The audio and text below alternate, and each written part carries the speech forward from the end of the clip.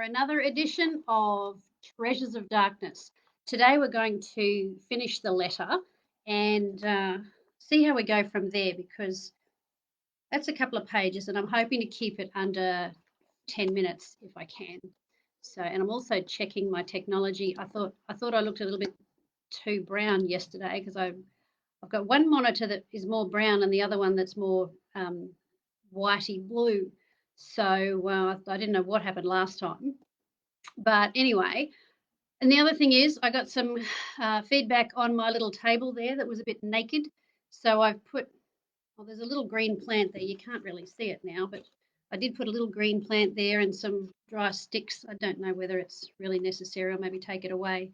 Let me know if you think it's a bit busy and I should just keep it simple. I'm thinking I might just remove the table and the plants and keep it simple.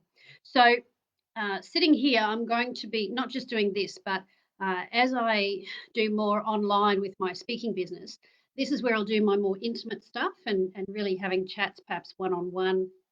And also, perhaps when I do the empowered peace sessions with people, that's where you tap into peace and then we empower that so that there's an extra dimension that comes through so that when you have moments of being stressed and anxious and so on, you can actually tap back into that peace and regain control of your mind and your emotions. And there's also quite a deal of, I've discovered, healing that comes through when you're able to access that empowered peace. So message me if you're interested in that.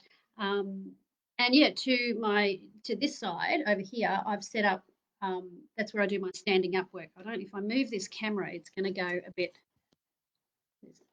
Sort of my stand-up studio over there for when I do my training work and live webinars and so on for the marketplace.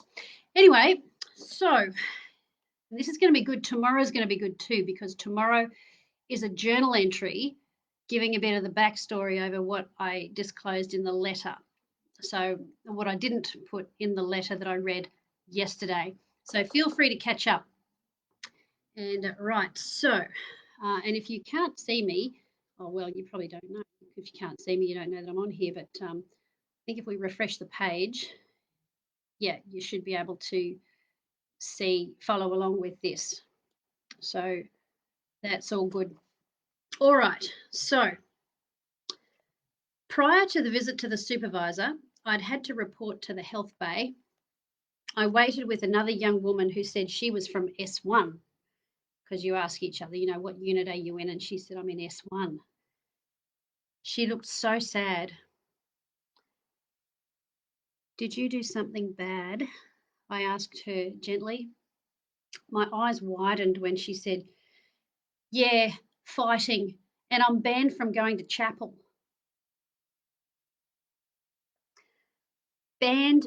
Banning her from chapel. How stupid and small-minded to think chapel is just an activity, a privilege to be revoked. Chapel is what she needed, and I believe the only people who should be banned from chapel are the mockers, those silly girls who sit at the back and make fun of people who actually are trying to connect and get some sort of comfort. So it takes all kinds, and they're all there. Every part of society is represented in prison, just as an extreme. So everyone's there. So this girl said, she said she keeps hurting herself. And I asked her, do you believe in God? And she answered, well, I believe there's something, but I don't really know what. A lot of people are like that. My heart was touched by her simplicity. She said she was a cutter. And I got a word of knowledge about her past and some other matters, which is one of those gifts of the Spirit. I'm not psychic, it's not that, it's Holy Spirit stuff.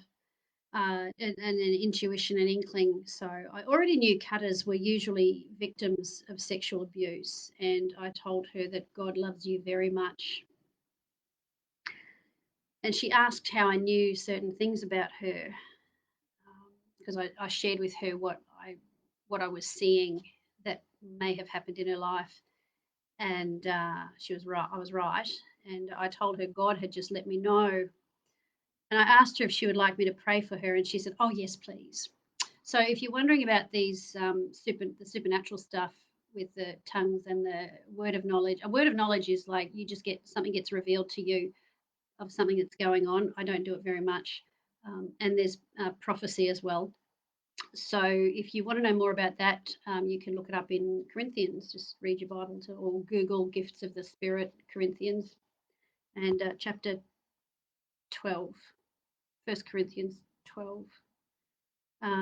Someone can correct me if I'm wrong on that. I get that mixed up with the love chapter in I think that's 2 Corinthians 13. But anyway, they're there. Okay. Hi Trish, says coconuts. That's Linda. Meryl. So it draws your eye away from me. Well, I want everybody on me. So maybe next time I'll ditch the little table. So anyway, um, just a green plant only. Move it so we can see it. Well, I won't do it now. Maybe, yeah, I think I'll get rid of it. I've got a little coffee table here for my coffee cup, and I have a little dog right here. Say hello, Dashy. Hello. Here he is. Hello. Anyway, all right. Okay, so she's asked me to pray for her. She said yes, please. And this was before I was banned from offering to pray for people. So this is all part of the same letter. So a chaplain gave me 2 Christian books to read, and she'd rung mum. She phoned my mum and had a great chat. And the chaplain and I talked about how my being here is part of God's plan. um, yeah, part of God's plan. Thanks, God. That's great. Yeah. Um, he works all things together for good for those who love him. And this is turning out for good. I can't write all the details of what happened in this letter, but I'll have lots of stories when I return. And I had no idea that when I came home and I recovered from the experience, that there would be doors open for me to speak. And I have 2 different places that I speak. One is to the business community, and you know this, one's to the business community. And the other one is ministry to faith groups, and usually churches or groups that are associated with churches, women's groups, and sometimes other sorts of denominations as well, because churches, we love a good redemption story. we love the crime to Christ kind of stuff, and we do. It gives us encouragement because you don't have to go to prison to feel like you're in prison or to feel trapped. And the things that helped me deal with stuff in this situation are things that will help other people in their situation. So, and that's what I love to do. It makes it so worth it. And anyway, so that's that. Where are we up to? All right. So chaplains are appreciated by the women, but they're treated with little respect by officers here. Having them merely provides a tick in the box under services offered. And I meant to plug in my microphone as well, so I'll see if this improves the sound for you. Sorry, I might as well do it now while I'm just here with you, my friends, and then when I do things, properly and professionally, I'll have it all set up. But somehow I managed to disengage my speakers when I switched over my computer. So let me know if you guys are still on. Let me know if you see an improvement in sound. Okay, now I am switching to, and of course I should have thought of doing this. Just plugged in. How's that? Is that sound any better? Hope so. Hope you haven't lost me altogether. All right. If not, I'll just have to do this again. Okay. Yeah, box ticking. Having them merely provides a tick in the box under services offered. One day we were all shut down in our cells, and the chapel service scheduled for later that day was cancelled. So they'd have some drama go on, and everybody gets shut down, and we're not allowed out of our cells. So other things get cancelled that we would normally do, and nobody notified the chaplain, who had driven from across town at her own expense. Not being staff equals not being important. That may not technically be true, but that certainly, that was the perception here. So, how are we going with? Sounds fine, Trish. Say, Ashley, how you going? Good. Does it sound better? I'm using my little Rode microphone instead of the one that's built into the camera. All right. Gosh, it's helpful having you guys come on. So good. All right. Now let me see. Uh, if only they knew how grateful. This is talking about the system, the people in the system, the staff, and if only they knew how grateful they should be to these volunteers. If only they knew how chaplains keep women from tumbling over the edge and causing serious problems to themselves and others. I'm actually friends with Mark Ryan, who's our member. He's the minister in Queensland for police and prisons, and he's a lovely fella to talk to, and he really does care, and he's trying to do his best. And so, if you see this, Mark, good on you. And we've chatted before about things, and he's got a tough job. So anyway, uh, so one young woman who has a mocking spirit um, pretends to be a Christian, and I can tell she's faking. And one of the, we know we can tell.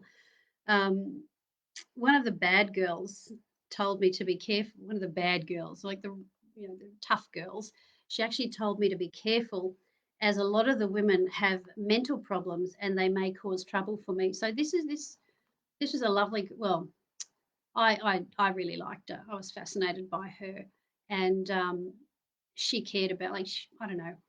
I think she cared enough, and she kind of liked me enough. I guess I was a bit quirky, and yeah, she looked out for me and said to me, "Look, just watch it, because some of these girls have got some real mental issues, and you could set them off with this stuff."